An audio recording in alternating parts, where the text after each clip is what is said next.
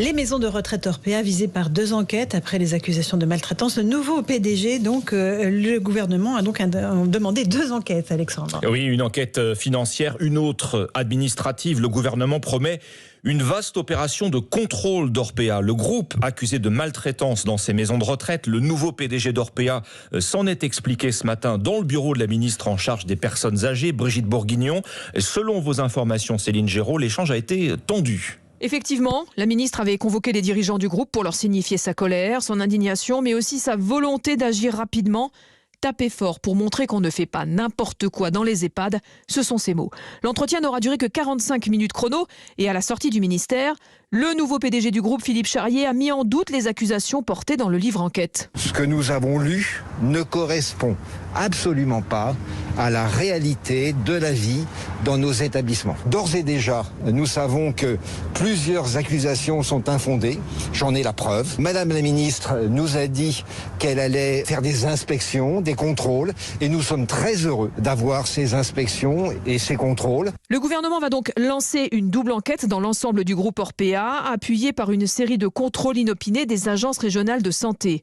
Et puis dès la fin février, Brigitte Bourguignon annoncera un plan de renforcement des contrôles et des certifications dans tous les EHPAD du territoire, publics et privés. Cela concerne 7300 établissements. Céline Géraud, chef du service société d'Europe 1, le nouveau PDG d'Orpea sera auditionné demain par les députés. À l'Assemblée cet après-midi, le Premier ministre Jean Castex assure que son gouvernement est mobilisé.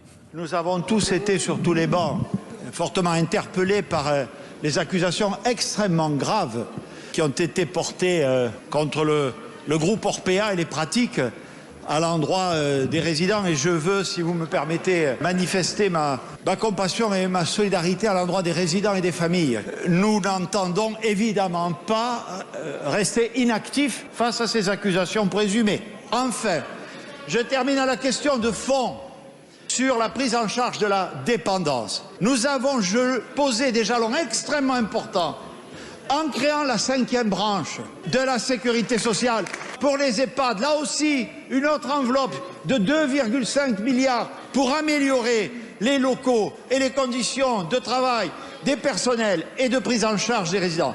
Donc nous sommes sur une trajectoire. Nous prenons cette affaire tout à fait au sérieux, car elle me scandalise autant qu'à vous. Et sur ce sujet, comme sur les autres, mon gouvernement sera au rendez-vous. Jean Castex cet après-midi à l'Assemblée. Selon le Canard enchaîné, l'ancien directeur général d'Orpea, limogé dimanche, Yves Lemann, a vendu l'été dernier pour près de 600 000 € d'actions du groupe, 3 semaines après qu'Orpea a appris la publication de l'enquête Les Fossoyeurs et donc avant l'effondrement du groupe en bourse.